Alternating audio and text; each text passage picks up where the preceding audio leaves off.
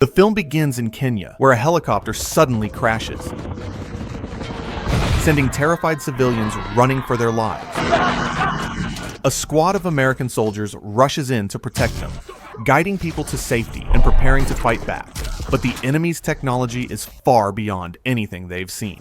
One hit from the alien weapon instantly vaporizes several soldiers. As the team struggles to hold their ground, he wakes up inside a damaged, half-destroyed police station, disoriented, and unable to remember anything. Not his mission, not how he got there, not even his own name. His arm is injured. Debris surrounds him, and the lights flicker like the building could collapse at any moment. While examining the cell, he discovers a loose brick, pulls it free, and peers outside, only to find total devastation everywhere he looks. When he calls out for help, a voice from the next cell warns him to stay silent or risk being killed. You need to be quiet. What are we doing here? Shut up, you'll get us killed. The voice belongs to Nadia, a French doctor who once worked at a nearby aid hospital before it was destroyed. She explains they are in Nairobi, Kenya. Where's Nairobi? Is that a real question? The capital of Kenya, East Africa. You sound American. Yeah, You're not sure? I'm confused. What's your name? I don't know. Before he can process this, heavy footsteps shake the building and sparks burst from the walls. What the hell was that?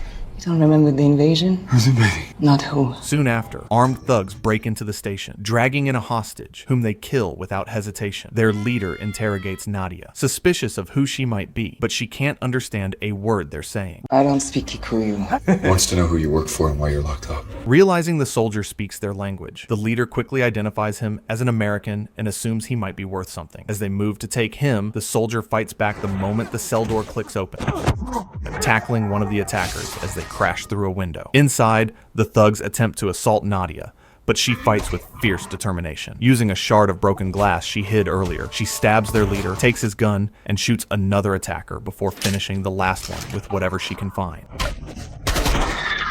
Outside, the soldier manages to overpower the remaining thugs. In the struggle, he grabs the live end of a taser with his bare hand. Yet instead of being harmed, he somehow channels the electricity. Shocked by his own reaction, he barely has time to think before a towering alien machine steps into view. He hides inside a wrecked car as the robot scans him, then unexpectedly leaves him unharmed. Confused but alive, he returns to the station and finds that Nadia has already taken out the remaining attackers. Came back for me? Yeah, of course. Something she didn't expect from a complete stranger in a world falling apart. Since he still can't remember his own name, Nadia notices the faded letters Bo I'll call you Bo. Oh. stitched onto his sleeve and decides to call him that. After patching up his wound and grabbing weapons from the thugs they fought, the two leave the ruined station together. Bo wants to head for the nearest US military base, convinced there must still be survivors hiding underground and trying to contact command. He believes traveling alone and avoiding crowds is safer since the alien machines seem to target large groups. But Nadia tells him the truth. All satellites were destroyed 8 days earlier, and the Pentagon no longer exists. Despite the hopeless situation, Bo insists on pushing forward, and Nadia reluctantly follows. They find a working vehicle. While Bo fixes the tires, Nadia scavenges food and water from abandoned cars. On the road, Bo starts getting fragmented flashbacks of a battle he can't fully remember. Before they can make sense of anything, gunfire erupts and soldiers force them off the road. It's the Kenyan army. Nadia claims she's an aid doctor and Bo is her American escort.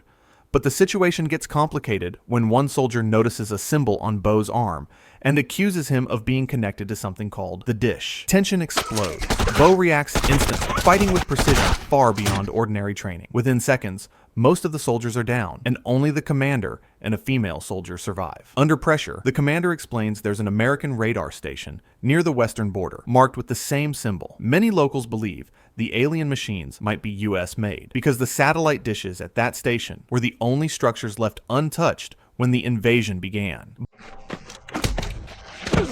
Bo and Nadia seize the surviving soldier's jeep and head toward the station. Nadia realizes Bo's skills, his reflexes, accuracy, and ability to speak multiple languages suggest he was special forces. Bo removes his bandage and discovers his wound has taken the shape of an arrow, almost pointing them toward the station. He believes it's a sign. Nadia, however, fears the rumors might be true and that the Americans there could be involved. Bo simply says they'll deal with anyone who stands in their way. Their path is blocked by landmines, forcing them to pass through a deserted town. The streets are tangled with sparking electrical cables.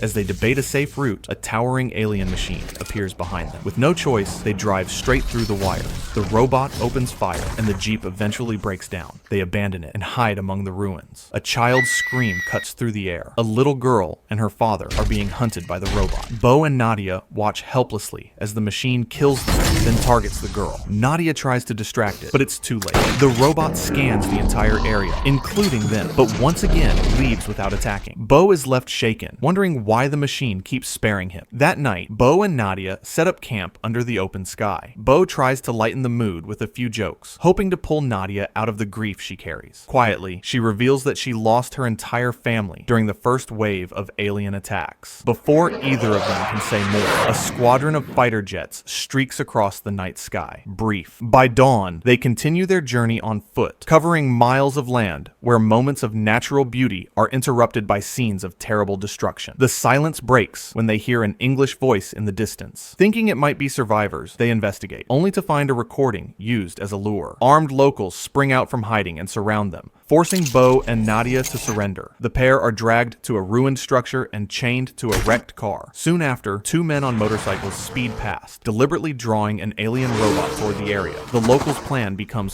horrifyingly clear. Bo and Nadia are bait. The robot scans Bo, but just like before, refuses to attack. The locals spring their trap, detonating a mine beneath it and firing relentlessly. The machine hardly reacts. They manage to restrain it with a heavy chain and finish it off with an electrical surge, but their victory is short-lived. More robots arrive and slaughter most of the fighters within seconds. In the chaos, Bo forces himself free from his chains, ignoring the pain, and helps Nadia escape. They hide until the surviving robots chase after a fleeing motorcyclist, giving them the chance to slip away. Eventually, the two reach a bridge, nearly firing at what appears to be a sniper's glint, only to discover it's the lens of a camera reflecting the sun. The camera belongs to a wounded photojournalist named Stander. Nadia rushes to help, but Stander refuses her. His wound is fatal, and he knows he won't survive. He shows them the photos he's taken since the beginning of the invasion. Alien ships, destroyed cities, and children fighting back with whatever they could find. One image stands out, a child staring down a towering alien machine. To him, that picture is proof that humanity's spirit hasn't died. A child facing down a giant. This is it. This is the human spirit. Tomorrow, this picture could rally the resistance. And he believes it could inspire resistance across the world. A distant explosion shakes the area, forcing all three to take shelter inside a nearby building. There, Stander notices the symbol on Bo's arm and recognizes it from a photo he took near a radar station. He offers his camera.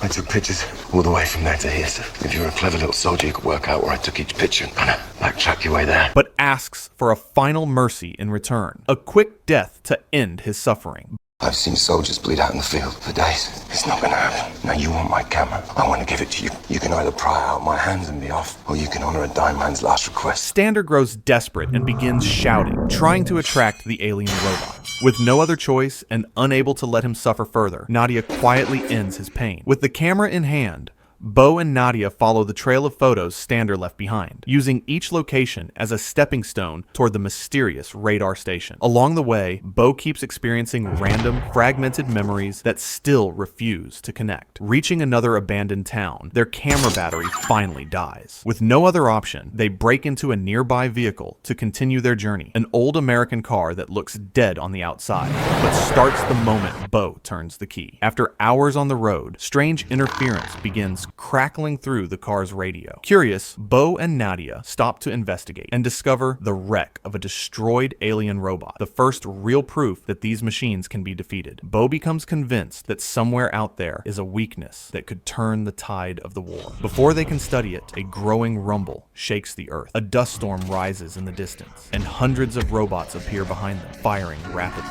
They race back into the car and speed off, but eventually abandon it and hide in the basement of an abandoned house as the machines march above them. In the quiet, panic briefly gives way to a small moment of closeness until the ground begins to tremble again. A massive alien ship descends overhead, ripping the house apart with a powerful pull. Bo and Nadia are dragged into the air, but the ship scans Bo, releases him instantly, and takes Nadia instead. He crashes to the ground and blacks out. When he wakes, his leg is impaled by a wooden shard. He pulls it free, wraps the wound, and continues on foot until he reaches the radar station, only to find it destroyed and deserted. A fresh graffiti mark suggests someone was there recently, so he follows it into a nearby town. There, he sees a group of survivors bring down a robot with a strange device. Before he can approach, several other machines surround him, scan him, and simply walk away.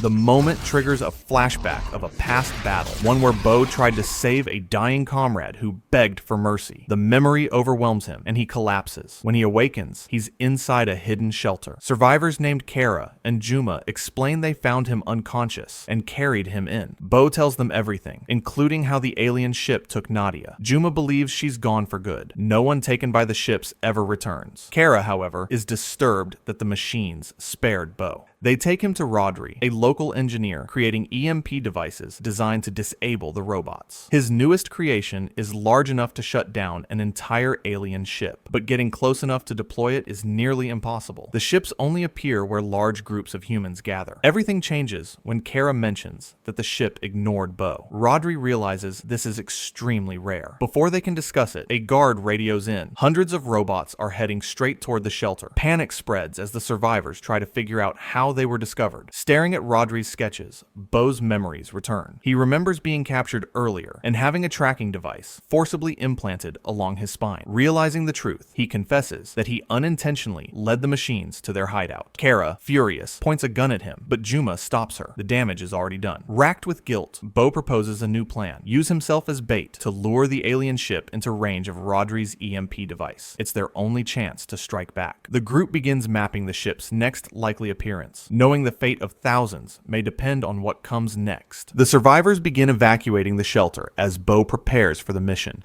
briefly mistaking a woman for Nadia before realizing it isn't her. Roderick walks him through the EMP device one last time, reminding him that it's their only hope of stopping the robots. With weapons ready, the team sets out into the silent ruins. But a hidden explosive suddenly goes off, killing several fighters in an instant. Shaken, the remaining survivors push forward and head into the underground tunnels to intercept the alien ship.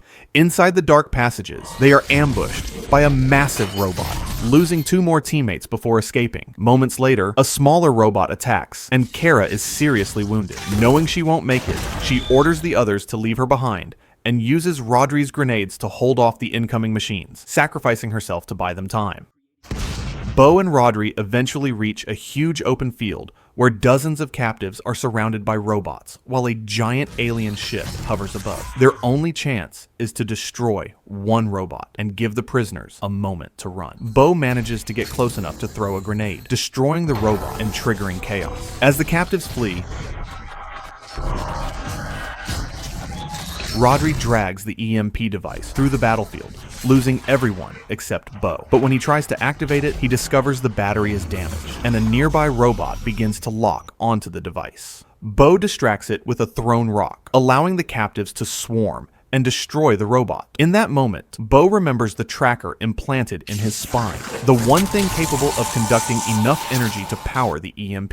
With nothing left to lose, he places one hand on the fallen robot and the other on the EMP device, channeling electricity through himself. The shockwave detonates, shutting down every robot and pulling the alien ship out of the sky in a massive fireball. Exhausted, Bo collapses and drifts into unconsciousness. When he finally wakes, Roderick kneels beside him, smiling and telling him the mission worked. The robots are gone. As Bo slowly regains his memories, Roderick asks for his real name. Bo pauses for a moment, then smiles and says, "I'm going with," before the scene fades. I'm going with Bo. If this breakdown kept you hooked, go ahead and drop a like, subscribe, and share it with your friends. It really helps the channel grow.